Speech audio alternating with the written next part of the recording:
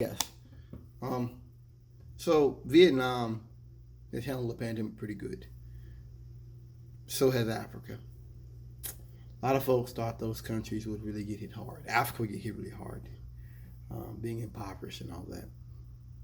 Has not happened. And America, one of the largest GDPs in the world, one of the largest militaries, and I mentioned military as in the military is able to move stuff around. In a rational society, you would use the military to keep the peace, and to just to aid in disaster relief. Um, yeah, large GDP, large military, um, all of that. You would think, America's got this.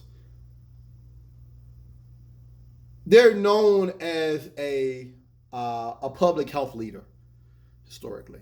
Polio and all that stuff, Salk and all that stuff. Salk was putting out the polio vaccine for free, I think.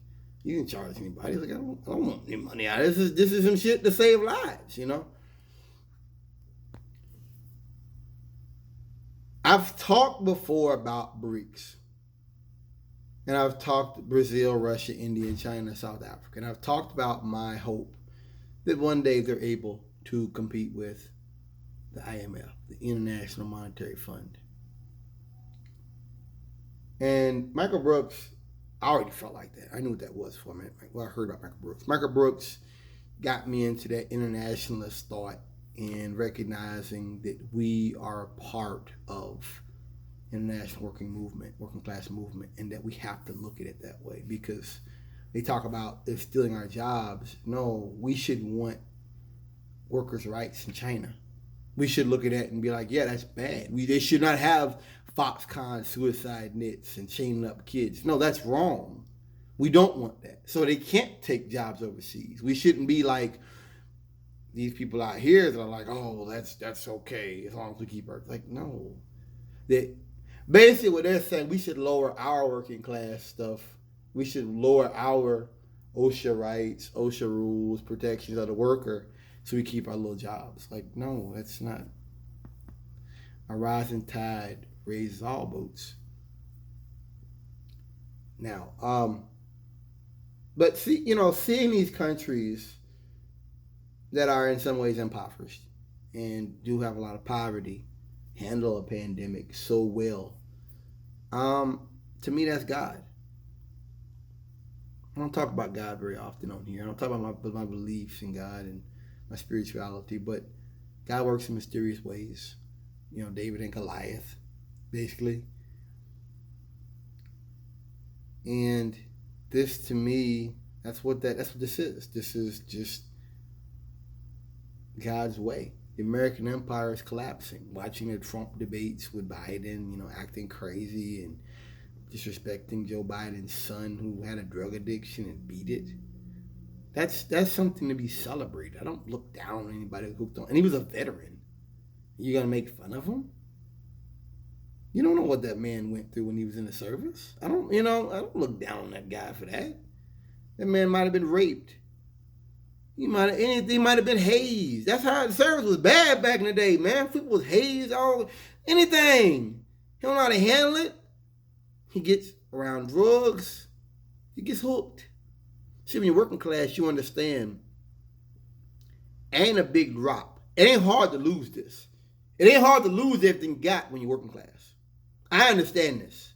But when you're a rich white boy, when you're rich and daddy gave you all this money and you burn $1 billion in 10 years, you don't understand that. You just think, oh, he does drugs. Ha ha ha. Yes. And he beat it. He had the wish to get off the drugs. And that's hard. That's tough. That's tough. But just the fact that that's being debated, to me,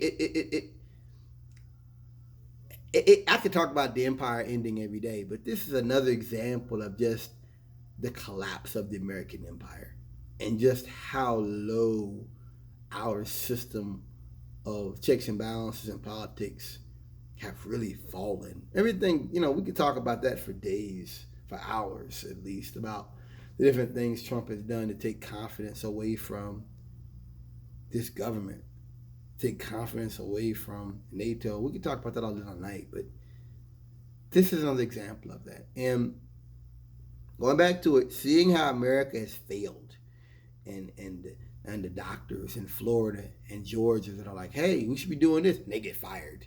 And then we find out later on Georgia was they were altering the results, so it's more people sick than we even know. I mean, this was a massive failure. This COVID, even if you don't believe it was, this was a massive failure. Massive. And if you don't believe it was, you probably don't know anybody that got sick with it. You probably don't know anybody that's been sick, so you don't understand the seriousness of this, you know? I wish I could say I'm surprised. I wish I could say this stuff is surprising. What's more surprising is that you do still find people that support Donald Trump and his politics. That's a little bit, that bothers me a little bit. Yeah, it does. But it just, seeing the working man, seeing people from lower class, you know what I think too is the pandemic, like, kind of showed you something about America. For one thing, a lot of folks work for a living and can't take a day off. A lot of people can't miss a paycheck. A lot of folks can't. It shows you just how disconnected we are from one another. We never shut the country down. The country never shut down. I want to be clear, but that never has. So when they talk about how, well, it wouldn't have worked, well, we never had a shutdown. So let's stop that shit right now. It never happened. We couldn't shut down for 2 weeks. This would have been done with. This could have been over with. Never shut down. No one ever. When I go to 219, the other store, I go to the transfer, they don't wear masks. I've never seen anybody in there that works there wear masks. And the people that come in there to get the stuff, they don't wear masks. No one takes this seriously, guys. You know, and so it just, that's why I'm quitting that job. I mean, I just realize as I get older, you can't change certain things. You can't change racism. You can't change hatred of migrants. You can't change homophobia. You can't change, xenophobia. I think it comes from a certain ignorance. I think Republicans cultivate that fear. Like, this is where the Southern strategy kind of ended up at. It's just that they're different from me. I don't want to understand them. I hate them. That's it. So socialism and communism are the same thing. If you want to defund the police, that means you want to abolish the police. If you support gay marriage, if you support gay people, then that means you support pedophilia. If you believe Black Lives Matters, then that means you believe no other lives matter. Black lives come first, which is not true. This is what they've done. This is what they've done. They don't have any interest in understanding other points of view than themselves. Whereas for me, I've always been interested in diversity. I've always been interested in, diversity and different cultures. I used to watch Globetrotter when I was a kid. When I was like 16, I watched Globetrotter. I love that show. I've always been interested in different cultures and people's stories and just different points of view. And I realize I'm working and living with people who have no interest in that whatsoever. In fact, they think that's weakness. They think diversity is weakness and that they should always be at war. And I haven't said in a while, this is the doomsday cult. This is Dr. Strangelove. This is it. They're in the bunker, and the dude's talking about we're gonna have he talked about how with the bombs they had to always be up there with Russia and other countries. There'd be a gap. And even after the fucking nuclear war started, they're in the bunker, and the guy's talking about we're going to have a bunker gap. Like, they're always at war. This man, he can't stop. They can't find peace with their neighbors. They don't want it. I've kind of, this pandemic kind of made that clear that, hey, I don't think like these people. And if you're watching this, you probably don't either. I don't hate Mexicans. I don't, when I deal with Mexicans and they don't speak English and I'm trying to explain, I'm at a work site, I'm trying to explain stuff and they're getting animated with me, like, I don't, and they get stupid, like, I don't get scared. I ain't backing down, but I ain't done it yet. But I don't get angry with them because this is uneducated people. This is, I'm not disrespecting them for that. It was designed that way, and Trump used them as a straw man. I don't hate Mexicans. They just today's nigga. That's all they are. They're being used, just like I am. We just a little bit different, and I make a little bit more money. That's it. I don't hate them, and I have representation. That's it. 10 years from now, they may have representation, but I don't hate Mexicans. I don't hate them.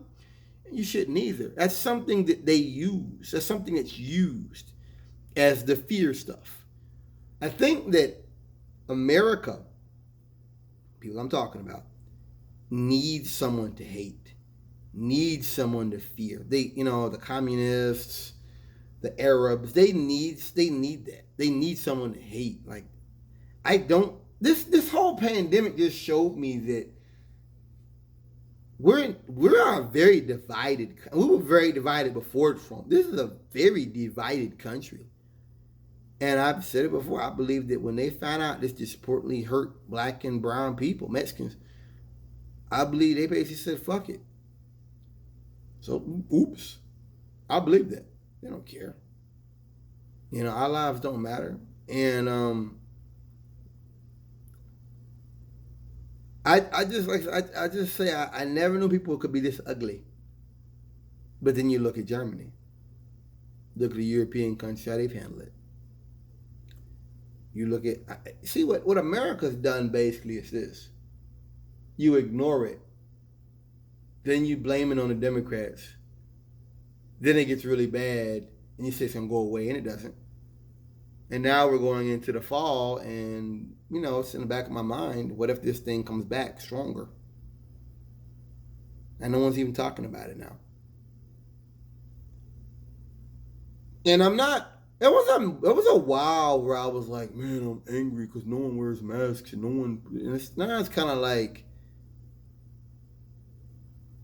I don't watch Western media. I don't follow movies. Like, very few American things I really follow. Most of it's like Star Trek and shit.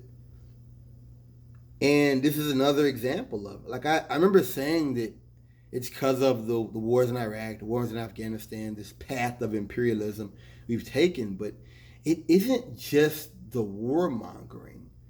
Like, the response to COVID, the death, like, this is America. Like this is America. Like, I don't owe my other citizens anything. And they better not get in my way. Like, we're in a Cold War every day, basically. We're there. Oh, yeah. Oh, yeah, we're there. Oh, yeah. No doubt, we're there. And it's just, I accept it. It's just, this is the fall of America. This can't continue. And this is the future. There's no climate change. We don't live in climate change. All these countries, it's all communist, fascist, Chinese plot. It's all fake news. There's no climate change. No such thing as germs. No such thing as flu and viruses that kill. None of that exists. We don't believe in it. We don't believe in any of this stuff. It's all fake. And so we're just not going to prepare for it, and we have nothing for you. Like, it's really sick, and it's kind of sad. Like, I guess I just thought America was made of more. I guess the pandemic, if I was to look back, it just shows you, like, this is the fall of America. Like, it's happening. It's not going. It's happening now. It's kind of like, yeah, it's happening now. Yeah, it's Like somebody been telling you when you're a kid, like one day you're going to become a basketball player. You're going to be this. You're going to be faced with these troubles. Like, no, it's happening now. We're facing the tests now. And I'm humbled. I mean, these are amazing times to live in, but I'm also disgusted. I'm embarrassed. I'm disappointed, my fellow citizens. And I'm disappointed that so many people are so easily suckered by the carnival barker in the office of the presidency. I'm gonna end it there.